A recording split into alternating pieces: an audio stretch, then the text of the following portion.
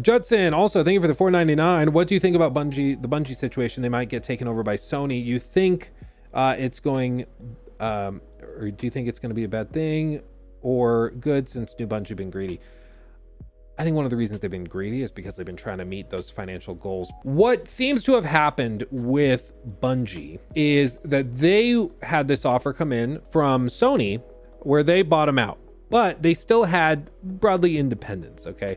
So this article from Forbes kind of describes it. Of course, Bungie's had a ton of struggles recently, but all of this culminated in a report from IGN's Rebecca Valentine, which revealed, among other key issues like soul-crushing morale problems, there's actually something even more intense potentially on the horizon. While Sony purchased Bungie for $3.6 billion in 2022, the company has remained independent as a subsidiary since then.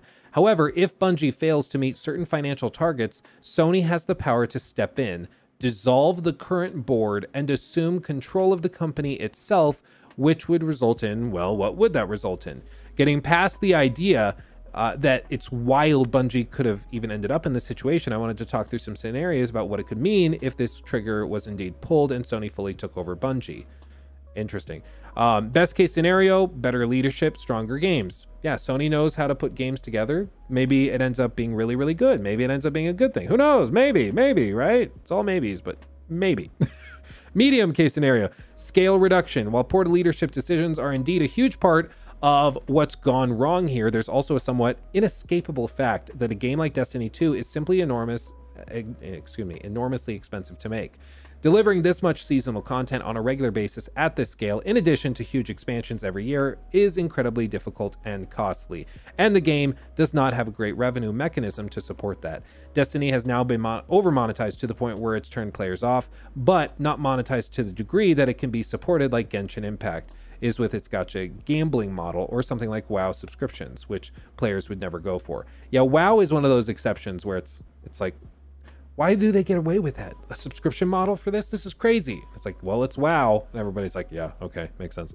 You know, there are some games and some studios in the industry where it's just different. Like, oh, it's a double standard. Yep. Yes. it just is. For years, it was like that with like BGS, where they release broken, buggy games. And everybody's like, yeah, well, but it's Bethesda.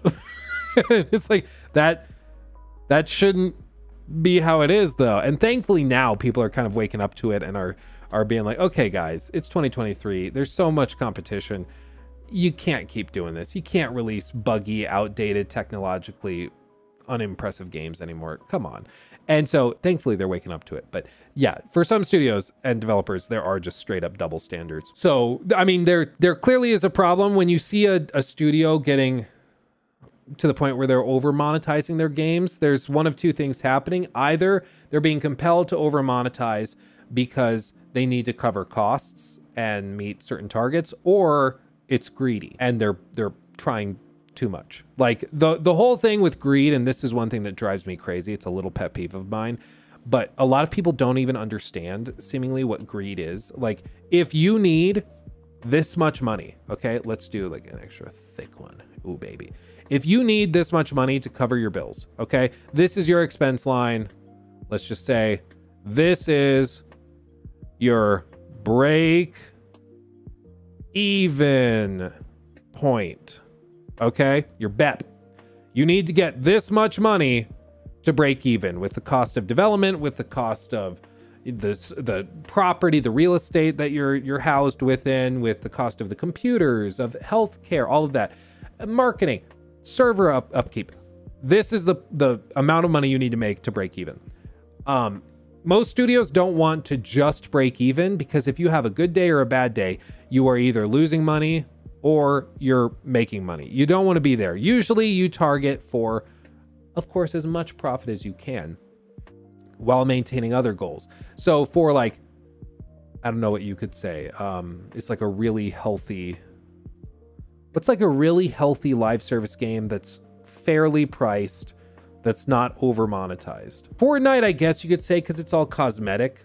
So yeah, sure, let's use Fortnite. So like Fortnite just prints money, okay? So it's gonna be a weird example, but Fortnite, if we say makes this much money, it's very profitable. There's very little question they're doing just fine. They can cover their expenses. They can do crazy amounts of expansions and added content. They are very, very good, and they are well past the break-even point. Just pure, unadulterated profit. Ooh, baby, so delicious. So they're doing just fine. What greed would be is if you were to go from here and then Fortnite comes in and decides to add in like straight up just a casino where all of these 12-year-olds can bet their V-Bucks, roll it on a roulette wheel, and then try to make more V-Bucks that they could then either use for monetization or use for like cosmetics or whatever else.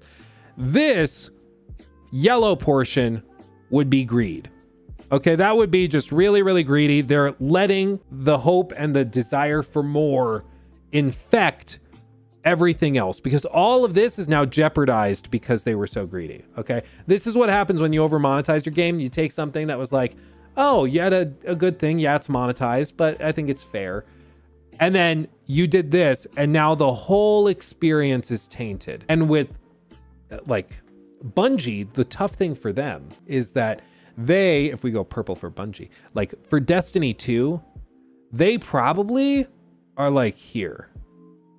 So before we're even at the point where we break even, they're not quite there enough with like a fair monetization scheme that players would be happy with. So they have to go in with these questionable monetization schemes to try and just break even, which apparently they're not even doing because they missed their revenue targets by like 50%, okay, in this last year. So they're not even breaking even, and they're having to resort to these really greedy tactics just to break even. And again, like I said earlier, this infects the rest of this and affects it to the point where now this is in jeopardy.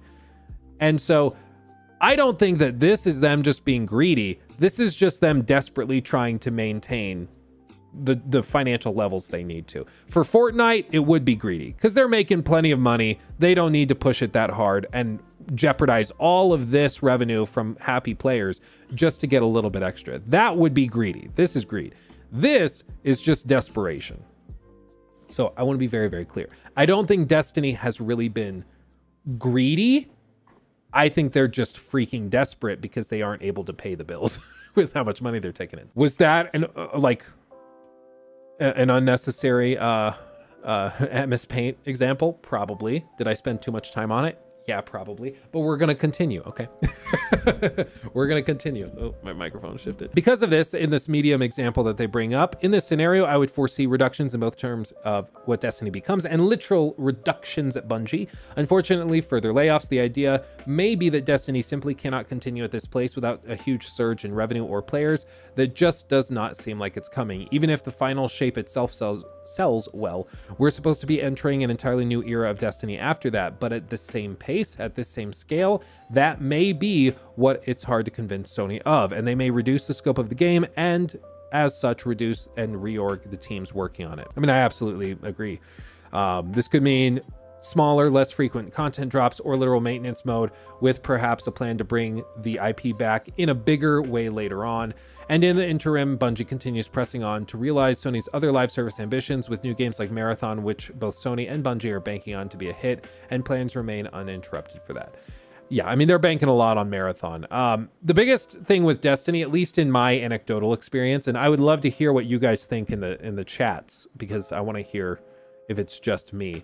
But in my experience, one of the problems for Destiny has just been that a lot of people are too intimidated by it to try it. Like, that's where I'm at. I am down to try Destiny, but there's such a huge learning curve, and then there's also a huge gap between where like active Destiny players are and new players would be, that it's very intimidating to get into. I don't even know where to start with it. And so it's not really accessible to new players, whereas other games and live service games like a Fortnite are extremely accessible, partially because like the expansions and monetization are available to everybody. The cosmetics are available to everybody, and you don't need cosmetics. I've told this story before, but my little brother, he is all into Fortnite. I mean, at this point, he's 13 years old. He's He's full in. And years ago, like maybe 2 years ago, I was like, hey, you want to play Fortnite? I'll bring my gaming laptop up because I was going to visit them in Wyoming. So I'll bring it up. We can play Fortnite. You know what he said to me? He said, well, what skins do you have? It's like, what? It's like, yeah, if you only have noob skins, all my friends are going to make fun of you when we play. I was like, oh my God. Wow, okay, really? Yeah, they'll make fun of you if you're using noob skins. It's like, noob skins. Okay, hadn't heard that term before, but yeah, noob skins. If you don't have like a cool Spider-Man skin, apparently 10-year-olds will make fun of you. So I was like, that's my wake-up call. He took my thing.